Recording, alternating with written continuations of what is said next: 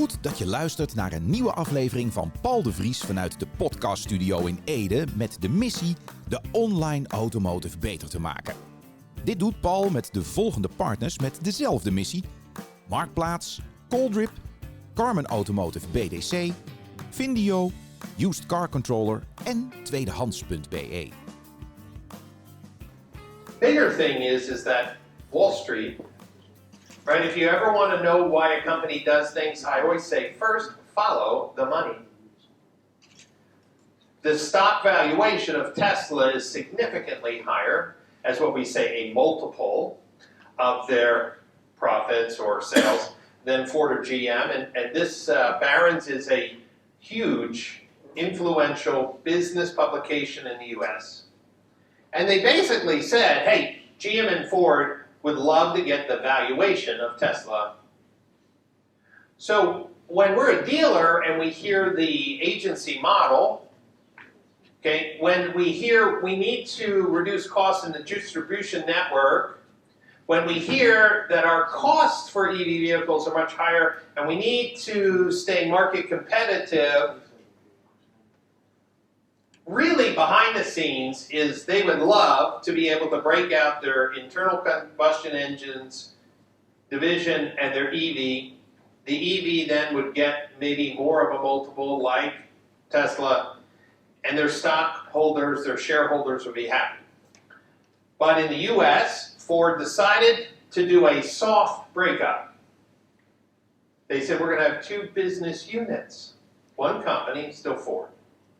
We're going to have the traditional engines and now the EV.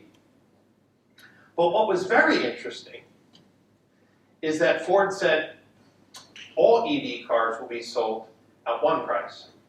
You will be receiving one commission like an agent model. No other details on how the trades would be handled, whose banks would be used. Would the dealers still be able to sell their finance and insurance products? And I don't know if dealers are in shock or they feel they have less bargaining power, but it's a weird calm. They're like, well, we don't have any details. And I'm like, well, that's the whole point. How can we evolve? I know that Stellantis canceled the contracts of all Stellantis dealers in the EU, correct?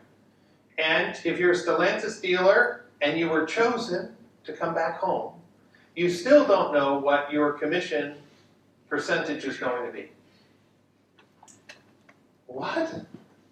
A year and a half later? We broke up, and then you want us to be coming back to you, but we don't know how much money we're going to... Broken trust creates wars.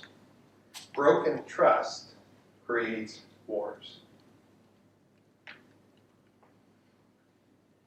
And is it because the OEMs say, well, we really can't tell the dealers what it's going to be like, they're going to revolt?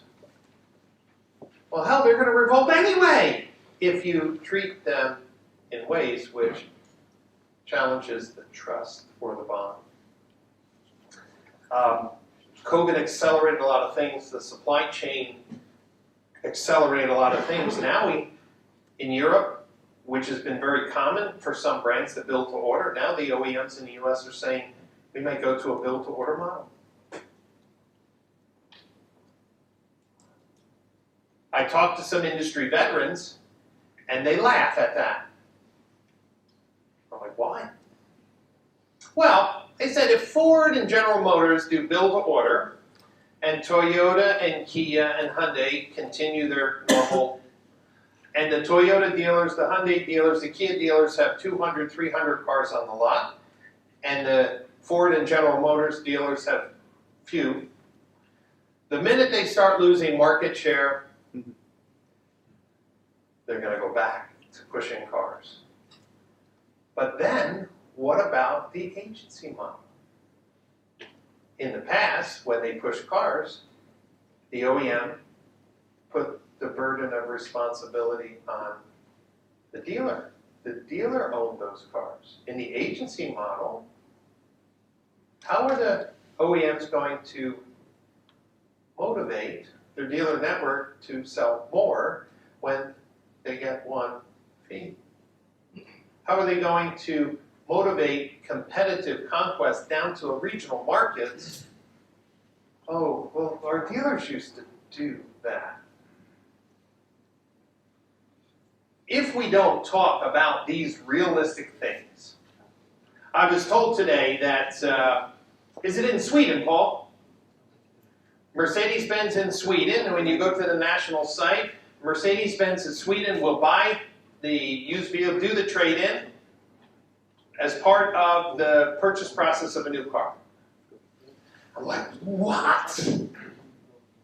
You mean now the OEM is intercepting your client's trade, which you were making 3,000, 4,000, 5,000 euros on the trade, and I'm like, what about your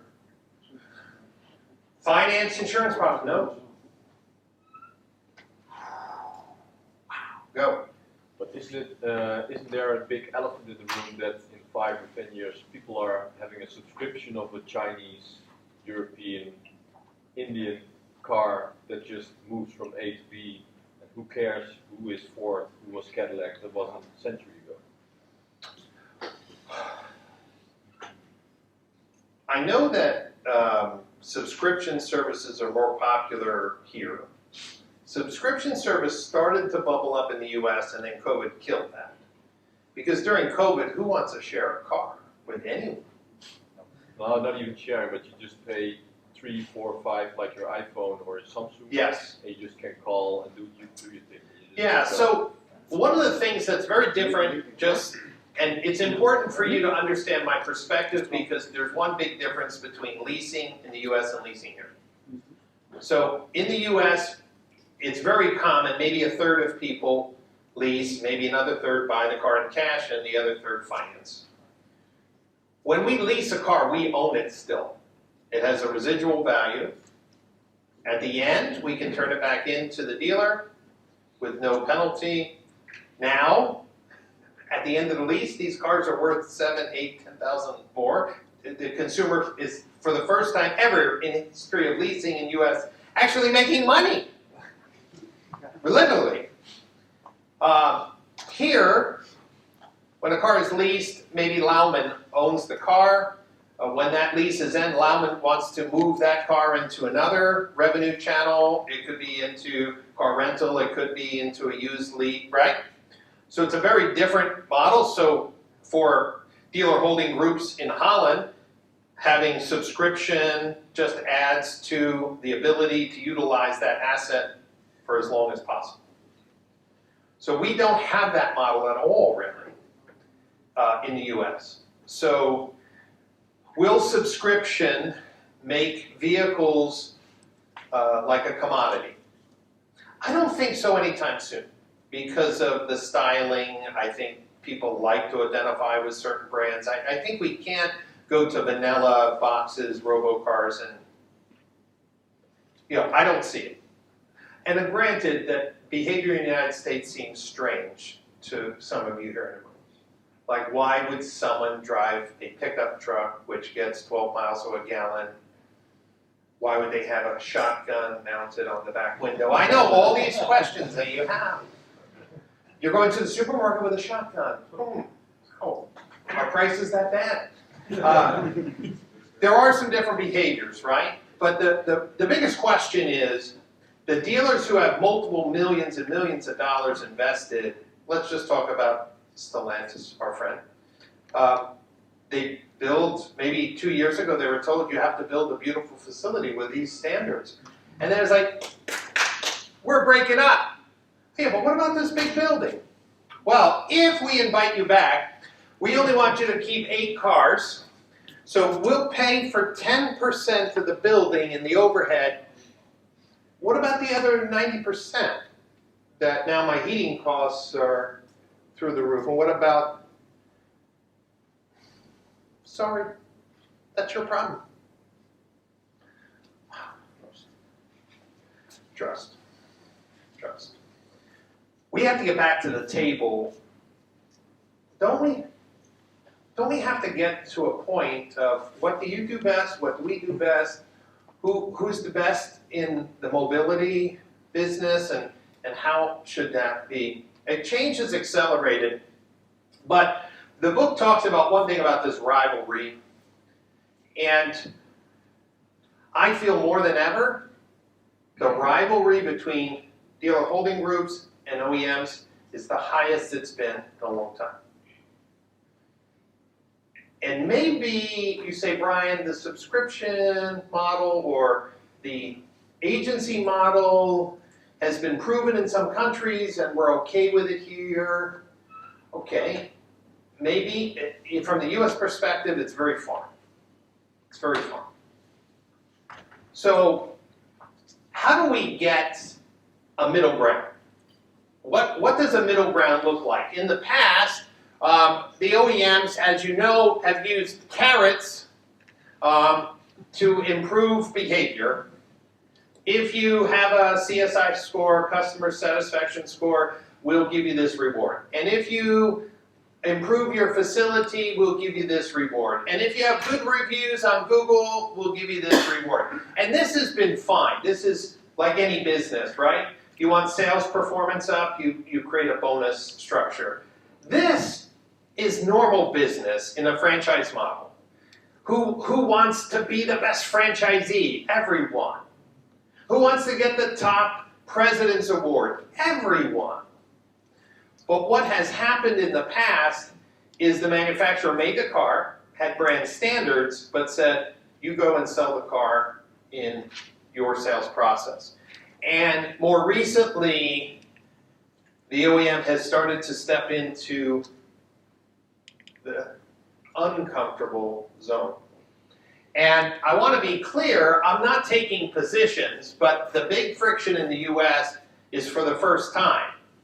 The OEMs are pushing a completely new technology platform, a completely new way to merchandise and sell, and how to make profit. And I'm not saying, as a prosecutor, that the OEM doesn't have some clear reasons for change. And I think the dealers need to listen and understand where the compromise is. For example, I think having a unified online buying experience or ordering experience is very reasonable for the OEM. That's a very reasonable thing. If the consumer goes to the national website or to one of my franchise dealers, the workflow, how it looks, should be the same. Now some dealer holding groups say, no, no, no. And I'm going to say, dance. Let's dance a little. You have to give a little. Let the OEM lead here, but when that lead comes in, I'm saying let the dealer holding group use the best sales process that they've perfected to turn the opportunity into a sale. But that's not where the trend is going. The OEM is saying, we now, overnight, have the perfect sales process for everyone. And the perfect software that satisfies our needs perfectly. But what about our banks and our special lending in case that person has bad credit? We're not ready to talk about that. What about the trade? We're not ready to talk about that. So I want to talk about a compromise. How do we think about the future so that it's not binary thinking, but a collaboration? Could we rethink automotive retail that would allow us to compete with Tesla model, to give the OEMs exactly what they need? You know what the OEMs want? An end-to-end picture of the customer shopping journey. And for the first time, all the communications inside the dealership to see, did the customer come in on a lease and then decide to buy? Did they come in on this model and they move over here? How are the best communication strategies working to sell more cars? How do we do both? So, that I will share after. after our famous coffee break. Yeah, come on, we want coffee? Let's go, let's go! And I know that some of you here are independent car dealers, but it's important for you to know what's happening on the franchise side, especially if the OEMs are coming into the used car market, which it's clear they are. How they eventually come in, and once we move past this, the content I want to share with you applies to both the franchise and the independent dealers, but it's important we understand the change is coming and how could we rethink our positions to find a compromise. So what the OEMs want, and I put in the US because there are some differences. I know in some EU countries, the franchise dealer doesn't do a lot of local marketing themselves. They expect the OEM to be the leader in television or radio or billboards and take a little bit more of a passive role. And I know that dealer holding groups often, because of their scale, have marketing managers on staff and CTOs on staff to do more direct. But what do they want? Well, it's clear from the exact slide that GM is they see the only way to get an end-to-end picture of the customer journey, including visits to the national website, a regional website, and a local website. We call that Tier 1, Tier 2, Tier 3 in the US. There may be in Holland just a Tier 1 and Tier 3, no middle Tier 2. But someone has told them that the best way, the fastest way, the easiest way is to come up with one platform and force everyone to use that same platform. That's one framework. Now, even though Ford has not announced their technology platform, when you look at the press release, you could change the colors of the GM slide and just say, here's Ford's plan. Okay? Because it's the exact same thing. Sell an MSRP, dealers are an agent for EV models. Now, if they sell an ICE vehicle, those are special people. You can go do what you want to do and you normally do, but if somebody moves from an ICE vehicle to an EV, overnight they're a different person and you cannot make the same money. Okay. What do they want? They would love to have a complete journey of that customer, more real-time data. They also would like to control the financing piece. So just so you know, in the US, when someone comes into a franchise dealer, maybe 50 to 70% of the time, the captive lender, like Nissan's financial arm or Toyota Financial Service, 50 to 60% of the time they have the best deal for the consumer. But there are many times where the manufacturer's financing arm does not present the best payment for the consumer, and in the US, the dealers work with local banks or credit unions to find the best payment. And of course, that could also be more profit for the dealer as well. So this is just not a humanitarian aid story. This is about making money, okay? But I think having more control over the sales process, more control, is a reasonable compromise. Instead of, I give you the lead, and the OEM says, I have this billion-dollar organization, and we have a whole room of people praying. In this room, they pray, I hope the dealer calls the person. I pray that the dealer sends a lead. Right? If you think about it, how crazy it is, in today's modern world, you have a franchise network. Do you imagine McDonald's if it was the car business? McDonald's like, hey, we want to lower labor costs, so we have these kiosks. And the dealer said, nope, not going to use those kiosks. We're going to build our own. You're going to build your own kiosk? Yes, I'm going to hire a guy. No. McDonald's says you're going to use this kiosk because at any second I know how many hamburgers are on the grill and how many hamburgers sold. But that has not been the tradition, at least in the US, But McDonald's has real-time reporting on the health of their franchise network by the second. But in the franchise model, they'll know how many cars got ordered or how many cars are on the lot, but there's these huge gaps in what the customer did. And I don't think this is a bad ask. What do dealers want? Again, this is from my conversations with auto dealers in the U.S. Freedom to sell the car in a way that matches their culture and brand standards, right? And brand standards.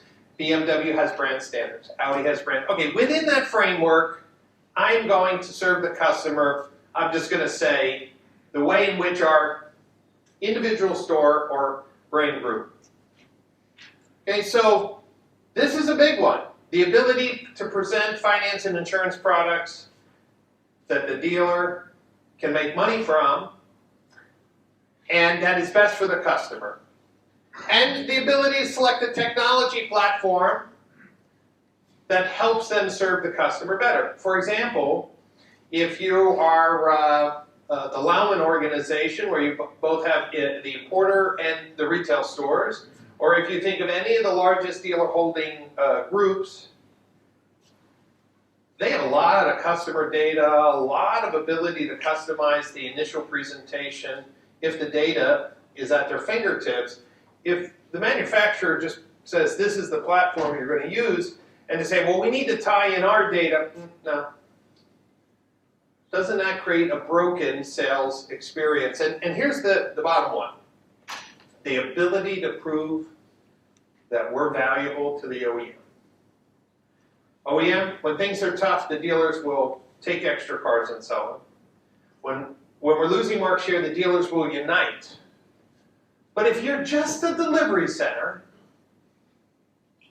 do you strip the passion away from your largest lever in the local market to sell cars?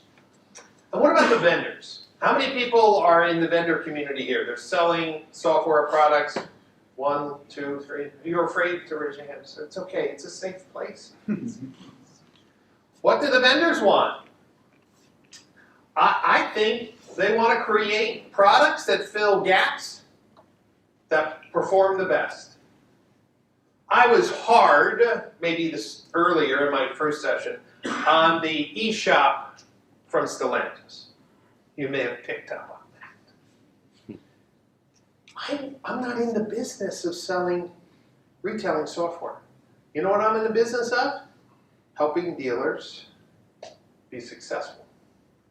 So if somebody says, use this tool and it's inferior to what the dealer already has because of politics, if the OEM says, we need to create a Tesla-like experience, and dealers are selling cars online and then told, stop selling cars online and use this crappy product that is a payment calculator. Well, what if you are the company that built the software that allowed that dealer for 2 years to sell cars online, and you get the notice, 500 dealers canceled your product this month?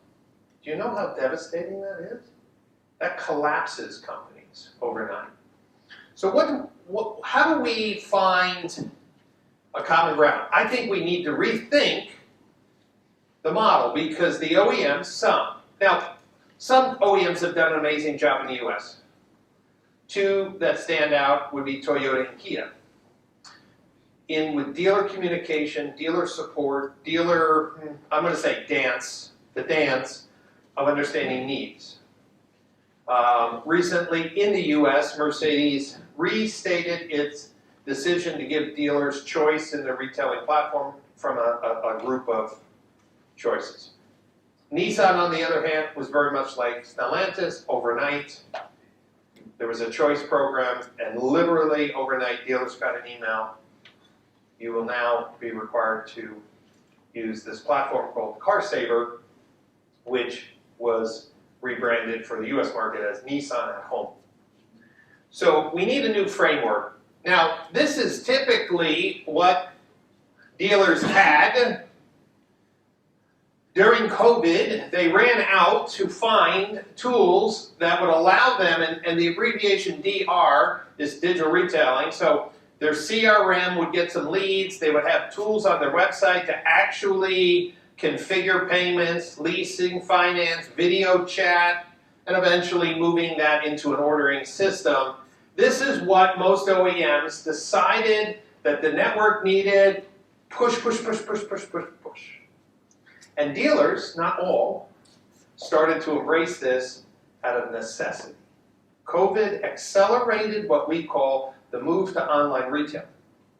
Now, some people in this room, you could be cynical and say, well, we've been selling cars for a long time online. They're eBay, people will sell buying a car, on the marketplace. I understand that. I'm talking about new car transactions with all the taxes and fees and paperwork. This is something new, relatively in the US. And then a company, this is actually a Stellantis dealer. This is where we are today. They have to put 2 retailing systems on the vehicle page. Now, they're smart, and they put the Stellantis button all the way at the bottom, okay, hoping that no one will click on this thing, okay? But it is red, which kind of stands out. At least the eShop people have made all the buttons red, if you're a franchise Stellantis dealer, okay? But now, do we have, listen, this is very important, do we have a retail process online? We don't. We have 2 retail processes online, and they don't look like anything. The one on the top is what we call conversational commerce. We're going to talk about that today. The bottom one is a configurator of sort to get close to, but it's not contracting, and it basically is a lead gen tool. The top one is 99% to the transaction because, as I mentioned, this wet signature, we call it wet signature when someone has to be in the dealership or physically sign a paper versus digital signature. What I believe the future is, and for the dealer holding groups here, you may not like this, but I have to figure out how to meet the needs of both parties. I think the future in the US is that Stellantis' next move is only our tool. And they will do that through financial incentives. Incentives. Now they can be negative or positive incentives depending on where your decision. But I think now, actually, I'm going to say, a year ago I wouldn't have taken this position. But still, the majority of transactions in the United States are happening in the showroom. The tools today, this is my belief, and still next year and the year after, for most people, will be showing them the affordability of that vehicle for their personal credits and rating, but they will still transact in the showroom. But the payment in their mind will be very close to exactly what happens, or if not exact. With that in mind, I'm willing, and by the way, I presented this framework in NADA, and I will start traveling around the US to build consensus. But that means for a dealer holding group, they lose control of the sales process. Because if BMW has one process and then Stellantis has another, Nissan another, right? The dealer holding group, they're going to have to support many different retailing platforms. And I don't think we have time to waste, because the longer the binary mindset continues, the more likely it's going to happen. Let me say that again. The longer the binary mindset of Ford and GM, and maybe some others here in Europe, continues, it may be a no way out, which means we could run into tremendous pain. And eventually, I think we're going to get to what I'm going to show you.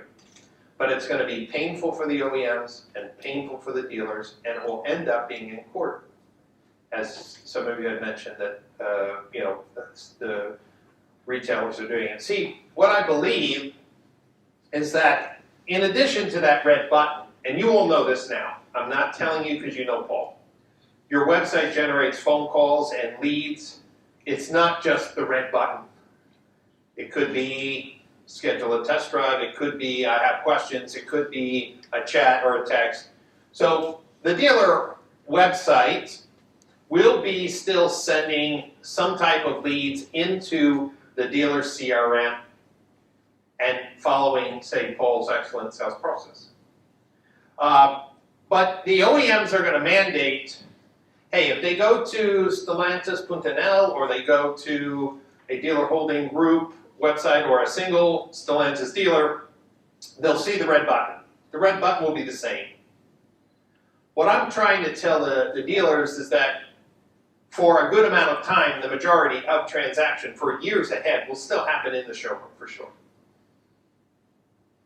So what if we said, I'm not going to fight that, because what Stellantis is going to do is send me a lead.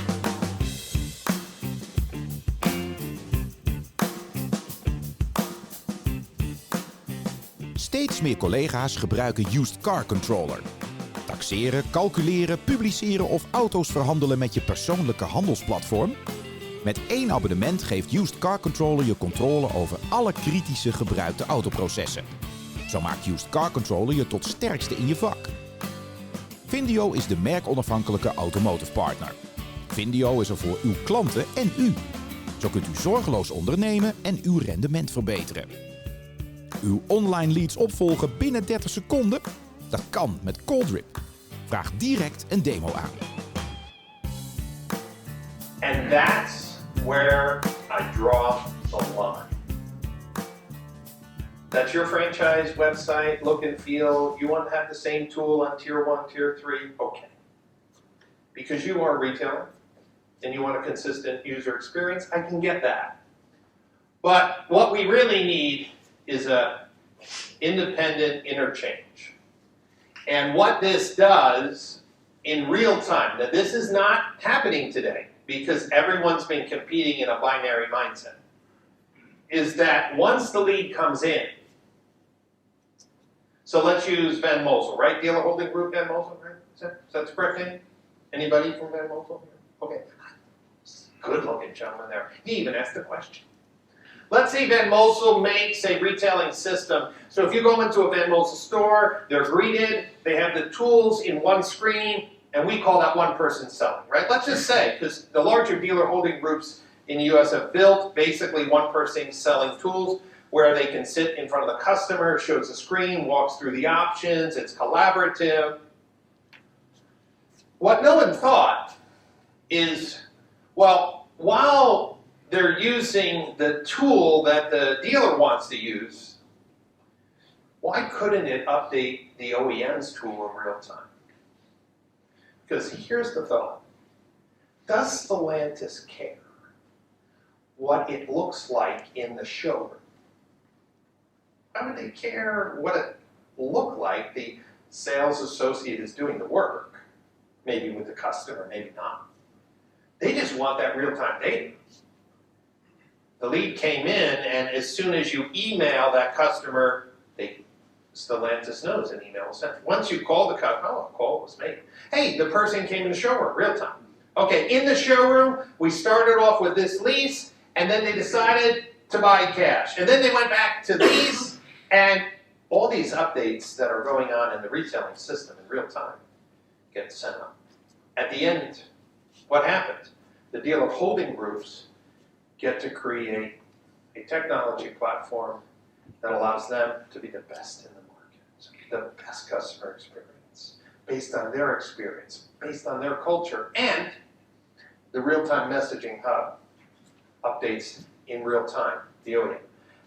Does the OEM then have any room to complain? They really don't.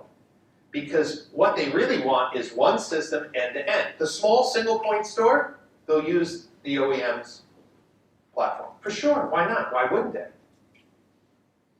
But what if you have 70 stores? 10 BMW stores, 10 Kia stores, 10 Volvo stores, 10 Mercedes stores, and you're like, hey, we want to be, I'm just using the Van Mosel experience, the Lowland experience, whatever you want to call it. Well, in order to do that, you build your own tech. That's what you do.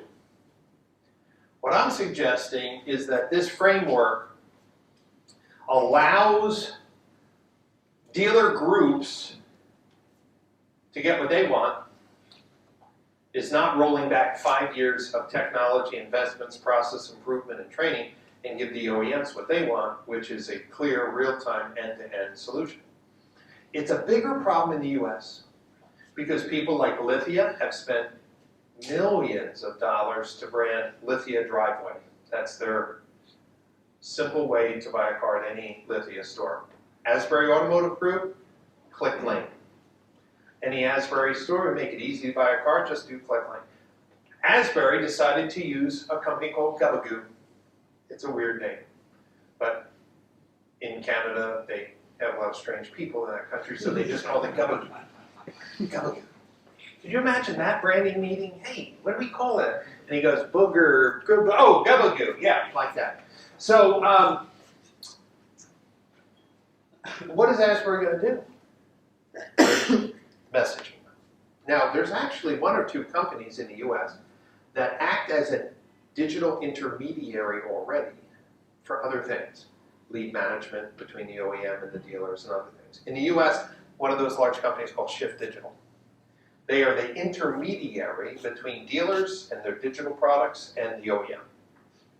Shift Digital, I met with their president at NADA, showed them this framework, and they're like, yes, we can do that. Okay. That would solve a lot of problems, because that would allow dealer groups and dealer holding groups to still use their entrepreneurial freedom for the best sales process, for the best techniques, the best presentation tools. And then when something changes, fast. Do you think OEMs can respond to market changes in software fast? There's no precedent that they have been able to do that ever in the United States. So we need to rethink. We need to rethink the needs of each party, and as a scientist, not a preacher, not a prosecutor, not a politician, we have to say, how can we work better together? So, go ahead. Who will be the owner of the data? Great question. You know, there are some old arguments in the US when I talk to dealers, and here's what they say. They're my customer. The author says, listen to me carefully, and it's a very important point.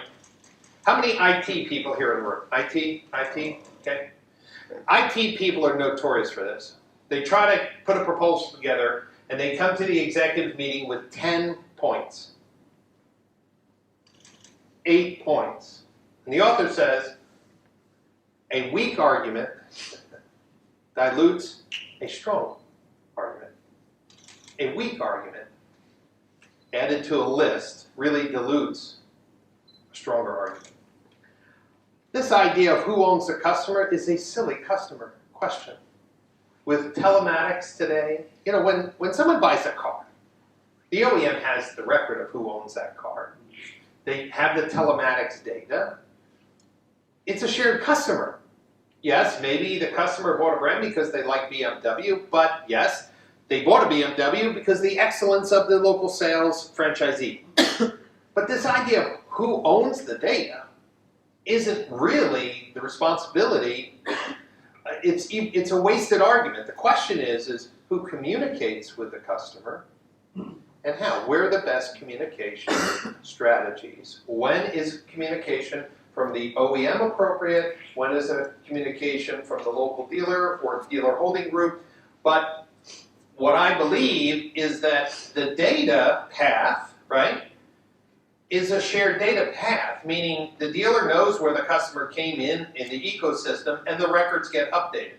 So that's why you saw the arrows going both directions. It has to be a bidirectional API.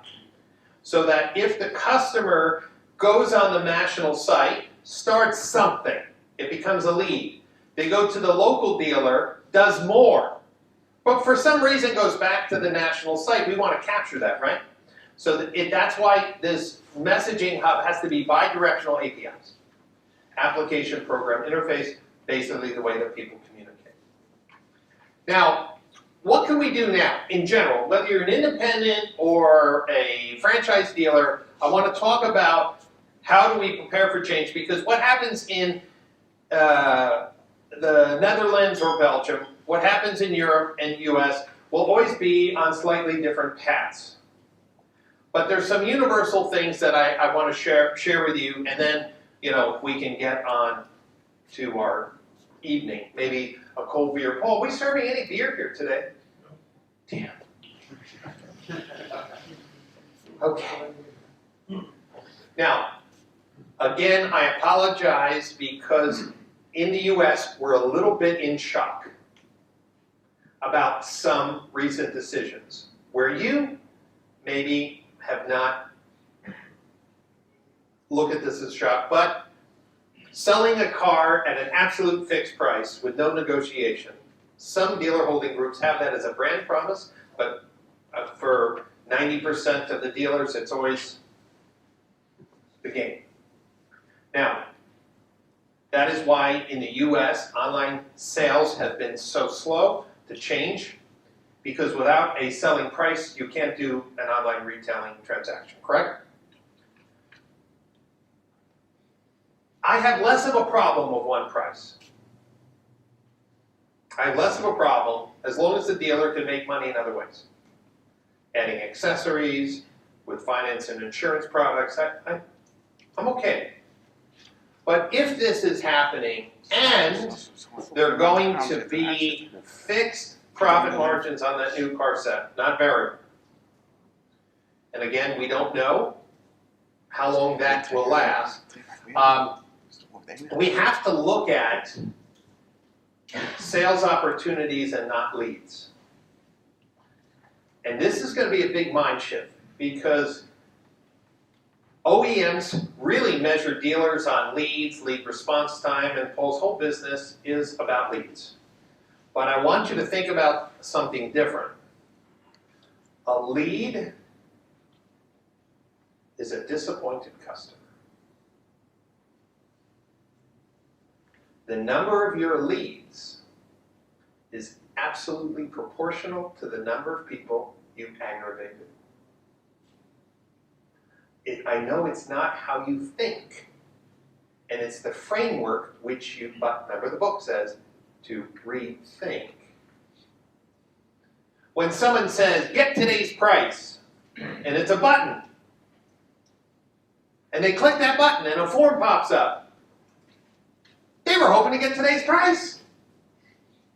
They weren't expecting you to say, we will send you today's price at some time in the future, which we will not commit to, because even though it's 1 o'clock in the afternoon and we have 10 people in the showroom that are waiting for someone to walk in the door, we're going to ignore you because you chose to do it online.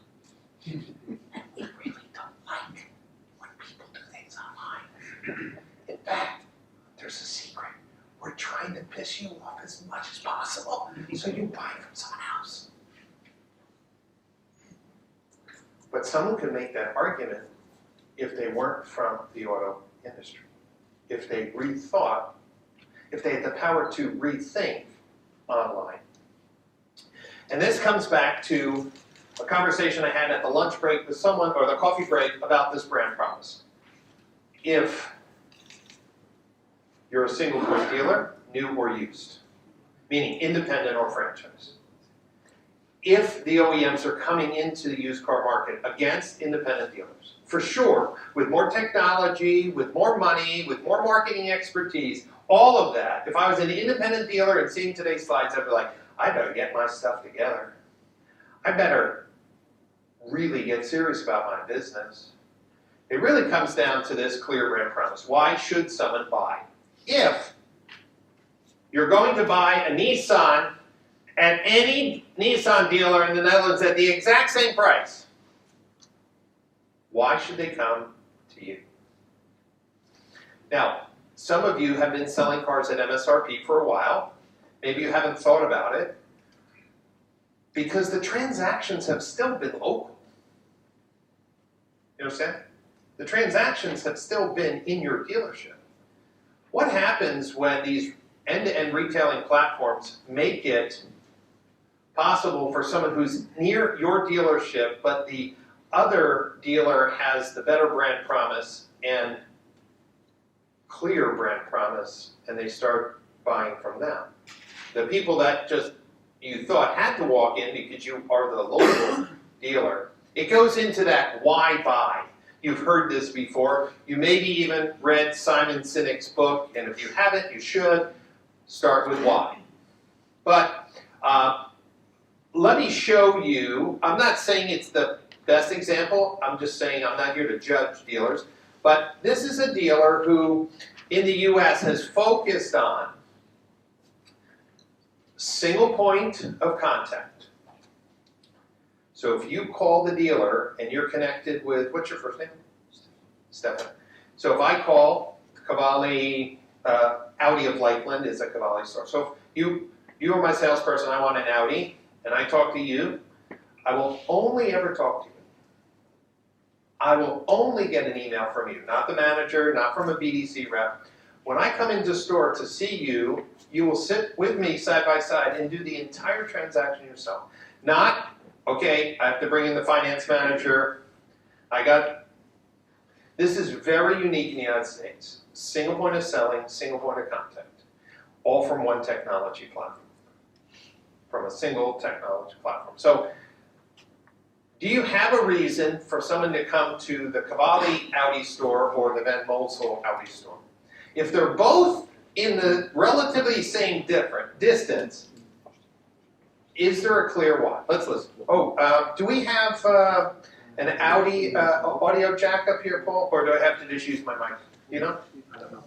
Maybe the handheld...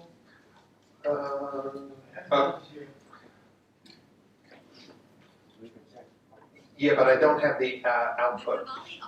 Yeah, so let's just put the handheld over here to the speaker. It should be working at the HDMI, right? But it may have to be controlled at the crush. Oh, you know why? Hold on. You're right. Sorry. Let's go to the speaker output. Oh, here it is. Sorry. Whoa. Okay, Paul, turn that mic off. I do not want any feedback. All right, let's see. Can we get it? The Cavalli Auto Group has put the fun back into car buying with a fast, upfront, and nice buying process. It's the transparent, time-efficient vehicle purchasing experience that you've been waiting for. Our Cavalli Way and single point of contact sales process is custom fit to the way you want to purchase a vehicle, whether it's online, on inquiring about your new vehicle, either online or in-store. One of our sales team members will reach out, make contact, and guide you through the entire sales process, from start to finish. Introduce your car of interest and help you through the next steps. So the Cavalli Way sales process, the way that it works is that you work with one person the entire process. So it's completely transparent, it's upfront. You're going to land on a vehicle, and then if that's the vehicle that works for you and your family, you're going to come in and spend that entire time working out whatever the best deal is, whether it's lease, finance, cash. We're going to do it in an upfront, transparent manner so the whole family gets involved. There's a lot of people involved, a lot of moving parts in that traditional process. Within the single point of contact, it really is seamless because the consumer is able to meet one person, build that relationship the entire time. So a lot of other dealerships, they're going to spend some amount of time with the salesperson getting to know the vehicle in the beginning, and then they're handed off to a finance manager, which tends to be somewhat of an awkward transition, and then they're handed back to the salesperson afterwards to go over the vehicle, and it sort of feels rushed from point to point to point. With us, you're going to spend all of your time with me. I'm going to get to know you. I'm going to get to know your needs. I'm going to go over everything that you could need on the vehicle in addition to the vehicle. And then I'm going to give you a great delivery at the end and teach you how to use your new vehicle. We want to create that sense of family. The Cavalli way is to keep those customers coming back to us over and over and over again because we make it fast and efficient for them, and it's not a process of a 4-hour process. Now we make it easy for them. They're able to go on our website. They're able to see, this is the vehicle I want, okay, I've selected. They're able to do the create my deal. They're able to say, well, wow, I've created and I have complete control of what I want my deal to look like. Now I'm going to go in and now I'm going to do the process with just one person alone. Well, in the traditional model, you're going to see a salesperson, a sales manager, a finance manager, possibly a delivery person. So you could have 4 or 5 different people. That's obviously taking up more of your time, where with the Cavalli way, the single point of contact, the process, you're going to deal with one person throughout the whole process from start to finish. To save time, your designated salesperson will bring your vehicle to your home or a place of your choice. All you have to do is make an appointment. For in-store appointments, we'll have the vehicle cleaned up and pulled up and ready with a product specialist. Here, the single point of contact, you just have to talk to just one person and really get very personal with one person, and that one person is going to take you from point A, point B, C, and D, and all the way up to the delivery of the vehicle, and you're going to feel very, very comfortable. We worked with one person. We didn't work with the team. Although they do work as a team, there were no games that were played. He knew what we wanted and delivered on everything. Exceeded all expectations. Salesperson, sales manager, finance manager thing for me was new. When I immigrated to the US, that was a new thing, and it has always driven me up a wall. It's driven me really crazy because you talk to one person, and then that person doesn't talk to you, but is going to talk to someone else. And then they're sitting there in a glass box talking, and then you see them and they see you. You don't know what they're talking about though, so they could be talking about everything. And then they come out and they knock off something, crazy off the price, and it's not even relevant. And then they do that game 4 or 5 times a day. And that's the same thing. So you have a car buying experience, you waste half of your day, and then you walk out, more nervous and more worked up than you came in. Here, you talk to your salesperson, he does everything. Whether at home or in-store, your single point of contact product specialists will provide a detailed, dynamic test drive that is catered to you. We'll walk you through our Create My Deal buying process. With complete transparency, utilizing market-based pricing algorithms, will save you more time with an efficient transaction. You will also have the ability to review and purchase any protection packages desired for your new vehicle. Our fully transparent process allows you to complete the contract portion of your buying experience at home or in-store. The contract will be automatically and electronically delivered to your email. We project everything from an iPad onto a large TV screen, so the customer is able to see everything that the salesman is seeing.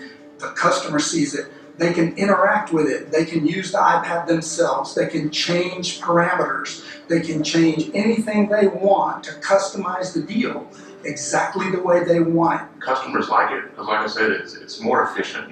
They get someone they trust. They get someone that they build rapport with. It's more of a they understand the person. That's not a stranger that they have to continue meeting. So it's more of instead of dealing with a salesperson, it's like dealing with family at a certain point. Our single point of contact salesperson will go over in detail all the new technologies in your new car and help you complete all personalization of your new vehicle. We will also introduce you to our service personnel and service department, so you'll know where to go for the maintenance of your new car. We've been customers at Audi Lakeland since the day that it opened. At the other Audi dealership, I felt like I was just a number. She's Dutch, by the way. I feel like a part of the family here. He's Italian, I think. Our customer service doesn't stop at the sale. We'll stay in contact to ensure you are completely satisfied, and we'll continue to send reminders about service and send out promotional emails to stay in touch. When we say customer first, we mean it. The transparency and efficiency that this process brings to the car buying experience is second to none. Our consumers have already come back and given us that feedback. Having to deal with one person streamlines the process, makes it easier, quicker, and most importantly, effective. We don't have to deal with anybody but our salesperson. He's Dutch too. It's so much simpler than any other dealership experience I've ever had. Find out why our sales process is the only way you'll ever want to buy a car again. The Cavalli Way with the Cavalli Auto Group. Now, aside from the striking difference in height of people,